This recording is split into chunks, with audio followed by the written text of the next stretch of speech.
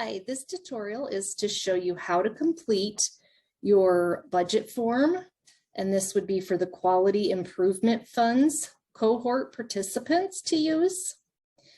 So first, of course, fill out the program information here at the top, your program name, program address, and then make sure over here that on the budget page, you consider what like if you have 5 budget pages, if you end up, make sure that you're putting like budget page 1 of 5, 2 of 5, etc. So that way we can kind of keep them in order.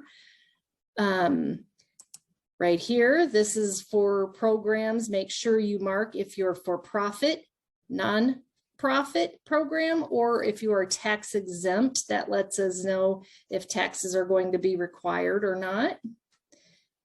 And then as soon as that's done, you go ahead and start filling out your budget items, starting with anything that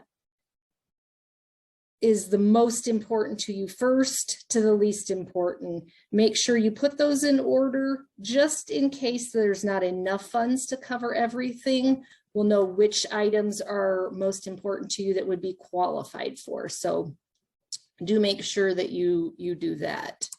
So starting here would be the age category. It's a drop-down box. If you click the drop-down box here, it will give you the categories. So you've got infants, toddlers, 2-year-olds, preschool, school age, or all ages. If you're unsure of which area, say you have a classroom that is a combined classroom of infants, toddlers, and 2s, or something like that, and you're buying an item for that, you could put that in the all ages category. If you have anything that is good for 3 or more of those, so it could even be the 2-year-old, preschool, school age, whatever, then it would be all ages, as long as it covered 3 categories.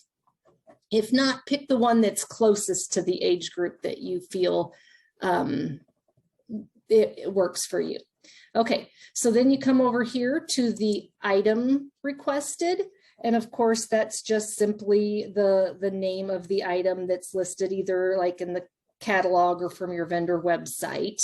The vendor, that's simply refers to the company that you're going to choose, say Kaplan, Lakeshore, Discount School Supply, that kind of thing. That's what the vendor is. Catalog number is usually a number or has either numbers or some alphabet letters that are listed that gives us an idea of what that item number is in case we need to look it up for any reason. Then the quantity, of course, is simply the number of items that you want. Say you're ordering bicycles, some trikes, and you want to get 2 of those instead of just 1. Make sure you put the 2 there so that way it'll add it up automatically for you. So the cost of the unit, say you're doing something that's $10, you put the 10, and then it automatically will turn into the $sign and all that. You just have to put the basic number down. And then as you can see over here under the subtotal, it automatically did that for you. It did the math. So the quantity of 2 times the $10 cost gave you the $20.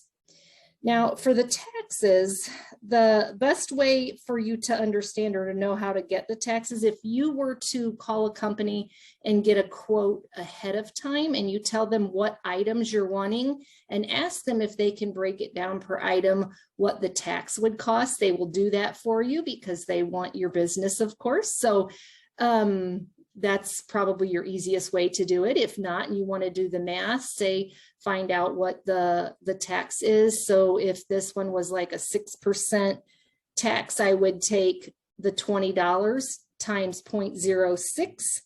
That would give me $1.20 in tax. And then I would just simply type that in. A lot of times shipping for certain items are free, or they'll have free shipping as part of a benefit to ordering a certain amount. So if the shipping is free, make sure you do put a 0 in there. So that way we know that you had considered shipping. It wasn't that you just forgot that box. So then over here in total cost, as you can see, it has automatically added that up for you so that you know that that number is correct, the math is correct. And then if we come down here,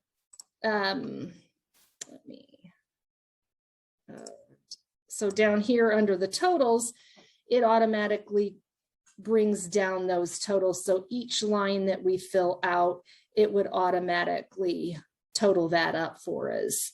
So let me go back, and if I had said that was in the toddlers section. So if I scroll down on my screen here, you can see what actually happens is it will bring the totals down here in this box that you would need to fill out anyway. It's the CC R&R use only box, but it gives us those numbers. It will end up adding up and separating them per age category for us here.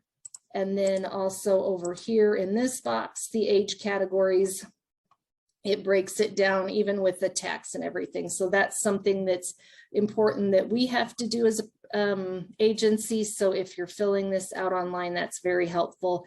All of those totals will be done for us.